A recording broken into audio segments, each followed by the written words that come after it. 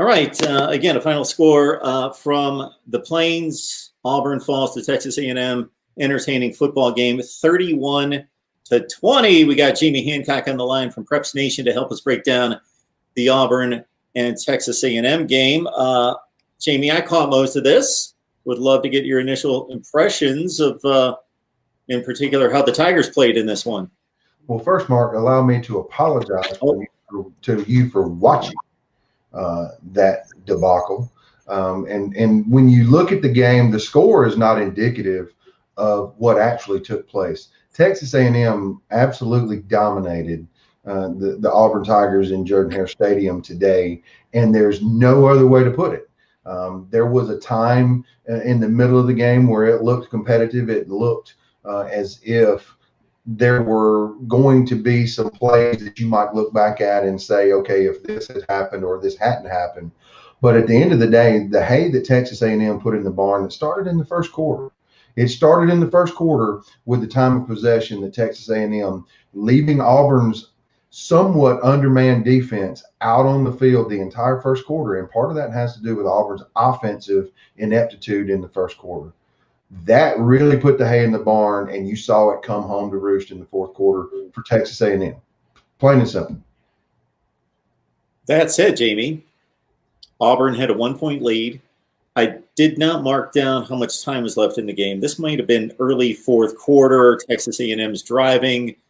McClain, as mentioned during the broadcast, did all the right things in coverage, read the quarterback's eyes, found the tight end, Weidemeyer, was right in position for a pick. It would have hit him right in the forehead had he not tipped it. And Texas A&M scores kind of a lucky touchdown in which Mon made a mistake. Otherwise, they take over at the 20 and they're up by a point, and maybe they've got a fighter's chance to finish it off from there.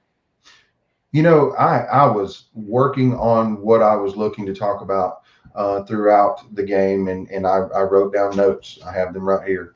It's plain and simple. That was with about 14 minutes left to go in the fourth quarter. However, 14-15 left in the fourth quarter, 3rd and 11. Mon rolls out to his right, completes the pass. A lot of people want to say it's an incomplete pass. I don't know. It's 50-50. I'm not concerned about that one. If you go to that same play, 14-15 in the fourth quarter, 3rd and 11, Kobe Wooden was moved from defensive end to defensive tackle several times during the game. On that play, he beats 55 left guard like he stole something. The young man reaches out, grabs him by the neck, and pulls him down. There's no call. There's no call on that. On the same play, they complete the pass 3rd and 11. Now, if Auburn had played better throughout the game and had kept it close right there at the end, then I can sit here and get on my soapbox and complain about several holding calls in roughly the same setting with the same two players. But because the wheels completely came off in the fourth quarter, you weren't able to stand up. There's nobody that can fight for you there about the no calls on the holding, which greatly benefited Texas A&M because they are so physical up front. You can go back to the McClain interception, like you said. That was about 2 plays later.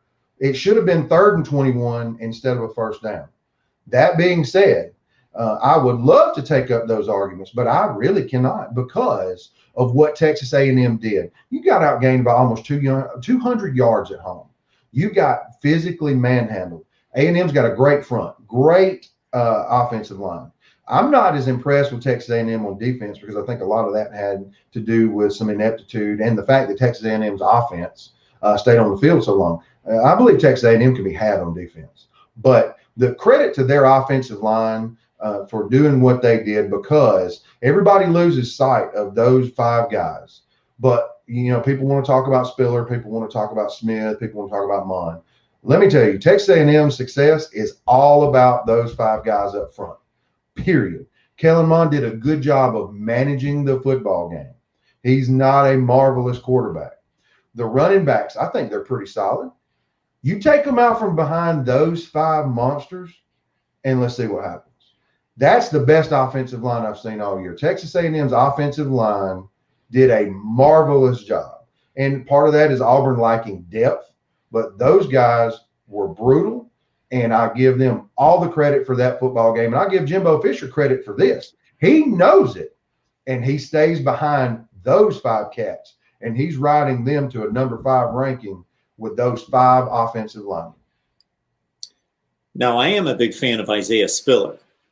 I do like him and think he's a really good player. Flip it over to the Auburn side at the running back position, and I'm about to pull the numbers up here, but there was a lot of Shaun Shivers throughout the game. He did get banged up a little bit, shaken up, but they wrapped up his ankle. He was good to go, came back in.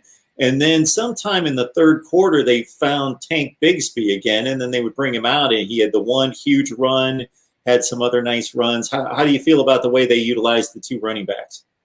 We didn't see Bigsby until the second quarter, and it makes me wonder if he's still having problems with that hip, and if he needs to play in spurts where he gets warmed up and gets out on the field and plays, and basically until that drive is over. And once he sits down, maybe it stiffens up on him. I'm not sure. It's hard to really criticize them for that, the way that they're playing him, because we don't really know what's going on in the training room there. I would have to believe that if Tank Bigsby was healthy, fully healthy, and able to go for 25 carries, he would be getting 25 carries. In fairness to Shaun Shivers, Auburn people over the last 2 or 3 years have said, oh, he's too small, he's this, he's that. I don't want to hear that garbage one more time, that young man is too small or too anything. He may be too short, but this is not basketball. That kid plays hard. He runs physical. He is extraordinarily physical with the football. Now, Tank Bigsby, the one thing about him, he always falls forward. Even when he loses a yard or two, if you go back and look at Bigsby, he falls forward. He's very physical in the nature that he just imposes himself. Shaun Shivers shows you absolute guts every time he takes the football, because he is one of the shorter, smaller people on the field, ever how you want to put it. You go back and watch the film, he punished Texas A&M defenders at the end of every play. That kid played hard. So I love what I saw from Shivers. He is not Tank Bigsby. I would like to see a little bit more of Mark Anthony Richards. But I can't criticize the coaching staff for the usage of Tank Bigsby, because at the end of the day, I don't really know what's going on in the training room with that young man. I would have to believe that if he were fully healthy, he would be on the field more than he was today. So no criticism for the play usage of Tank Bigsby. Auburn came in as a 5-point underdog against Texas A&M. I was feeling pretty good about my upset pick there for about 3 quarters, but they fall 31-20 to Texas A&M. It'll be interesting to see the Aggies 2 more times out to try to complete a 9-1 season. Maybe they get some college football playoff love. We shall see. They're at number 5. What else stands out to you in regards to efforts by either team, and what's up ahead? I'll start with Texas A&M real quick, because they won the game. They deserve to get the first part of the comment. Jimbo Fisher and his coaching staff know exactly who they are. That's impressive. Really glad to see a football coach who has chosen not to be so smart that he can't coach his football team. Many of our football coaches want to show you how smart they are, and they overcook the product. He didn't do that. He has not done that. Kellen Mond is who he is. He's a game manager. You get behind that offensive line, you got talented running backs, but I mean, how talented can they? All 3 of them look like Saquon Barkley behind that offensive line. So they're either all 3 professional running backs, or they're good, and that offensive line is just marvelous. Either way. Also, for Texas A&M's offense, they're not really good at wide receiver. However, if you look at them formationally, what they do is they know that, so they use a lot of bunch sets and a lot of stack sets, and that allows them to not give you the opportunity to press them at the line of scrimmage as much as you would like, because you're not in fear of them beating you deep. Well, you stack and you bunch, and that makes you have to back off and run some swaps. Auburn will go to the Auburn side. They didn't do that. Seth Williams, 4 targets all day. You want to know why? Because he's being double covered. The main reason he's being double covered is because it's obvious where he's lining up on every part of the formation. There's never any bunches or stacks when you look at Seth Williams. And when you have a receiver that's that good, you can't let somebody Bill Belichick you and double him and take him away from you. You've got to use some motion with him. You've got to use some stacks and do some things that allow you to get him free. The other big thing is Bo Nix. Bo Nix's feet, whether it's in the passing game or the running game, Bo Nix's feet will tell you how good Auburn is. Again, I'm not a Bo Nix sympathizer or a Bo Nix detractor. First quarter, he was awful. He was awful. He didn't get into a rhythm. He was awful. Yes, he missed that play. Why? Because he's fading to his left because of his feet. When did Bo Nix become successful? With his feet. We talked about it last week. Get him involved in the running game. All of a sudden, he's better. Let him get hit. All of a sudden, he's better. That young man really looked good while he was using his feet running. And that also got him into a rhythm throwing the football. And so Bo Nix, and this is, I'm going to throw you out a couple names here, and you go to the New Orleans Saints. There are two quarterbacks for the New Orleans Saints. He looks similar to both of them. All right. He's a whole lot closer to Taysom Hill than he is to Drew Brees. You let the young man do what he does, run the football and get involved emotionally, you'll see a better Bo Nix. No question about that in regards to that comparison. Bo went 15 for 23 for $144, no picks. Seth Williams. So just to clarify something you said about the way they're using Seth Williams, because I noticed the same thing, but I didn't want to say it because I didn't watch every play of the game. I'm trying to watch like 3 games. But yeah, they would put him by himself on one side when I say all the time, again, just the plays that I noticed, and they would stack the other 3 on the other side. Why wouldn't they, to your point, mix that up? More often than not, Seth is on a single receiver side or he's outside of the slot. And so that makes it a whole hell of a lot easier for the defense to take your corner, bump him, play underneath with the corner safety over the top. And if I was the defense, I would do the exact same thing. But when it comes to Seth Williams, he's so valuable. You have to almost look at what the Falcons do with Julio Jones. They line him up outside. They line him up in the slot. They run him in motion. They do so many different things so that you can't simply just bracket cover him and take him away. Now, also one thing that you see from some of these great receivers is the coaches say, I don't care, bracket him. I'm going to throw it to him anyway. Nix right now probably doesn't have that kind of confidence. He did it one time and threw into coverage, and it was a horrible throw. It was early in the game, actually, up the seam. So there's some fear there. But I think coaching-wise, instead of leaving that on Bo Nix, you try to schematically put Seth Williams in some spots to where you cannot bracket him. You're not comfortable where he's going to be. Line him up at tight end once or twice with his hand down. What are you going to do then? You're going to cover him with a linebacker? I bet you don't. So it's just several different things you can do. Is schematically, would that be considered backyard football? Maybe. But I'm not going to let you take my best player from me. It's not going to happen. So I'm going to put him where I may line him up at tailback. What are you going to do?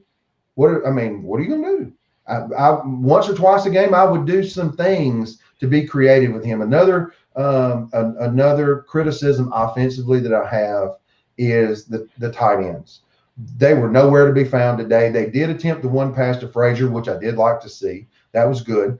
No other attempts. Pegues, non-factor out of the backfield in the passing game. The other tight ends, Deal and Schenker, not a factor.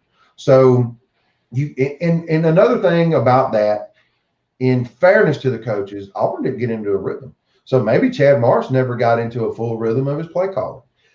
That could happen. And again, that's a credit to Texas A&M's offense, not their defense, their offense. Texas A&M's offense controlled this football game on both sides of the ball. So very much a credit to their offense. I'm going to say mostly that offensive line and Jimbo Fisher. I'm not a Jimbo Fisher lover. I don't believe he's going to lead them to the promised land like his contract says. However, he was smart enough to do what he did with the talent that he has, and they were dominant today. The score does not tell you how dominant they were. Yeah, Texas A&M wins over Auburn 31-20. Tigers fall to 5-4, and A&M now 7-1. 2 games left for them to try to make the college football playoff appearance. Everybody follow Jamie Hancock at Preps Nation. Go to Twitter, Preps Nation. I just had his banner up here. Jamie Hancock joining us to talk Auburn football. Jamie, we appreciate you stopping by. It's always a great discussion. We always learn a lot from you. Mark, I enjoyed each and every time. I've got the grill fired up. maybe a drink or two in there. But I can tell you this: the game I want to see is Coastal Carolina and BYU. Okay. For obvious reasons. I mean, everybody, you've got to love the fact of the little guys doing what they're doing. The fact that they put this game together on a Wednesday, that neither one of them was afraid to put the game together. Yeah, they both need it, but that takes guts. It does. You put a game together on a Wednesday and said, hey, come play us. And BYU says, we'll be there. I love that too. I'm rooting for Coastal Carolina from the sense because I know a kid or two on the team. Trey Carter, the right guard, number 63, is one of the best offensive linemen in the country. No, he's not sexy. He is sexy of 6'1", 305 pounds of redheaded, built like a barrel. But he's tough as nails. But BYU is one of the most physical football teams I've seen this year. So if you want to watch a pretty good football game, Jamie Chatwell and Coastal Carolina will come out and play.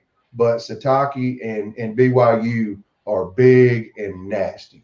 And I'm looking forward to it. I probably won't watch it live, but I DVR about 17 games a day on Saturday. So I'll have to DVR steaming because I'm trying to watch everybody at the same time. But Jamie, we appreciate you stopping by. It's always a great conversation. Hey, have a great day, Mark, and I look forward to joining you soon.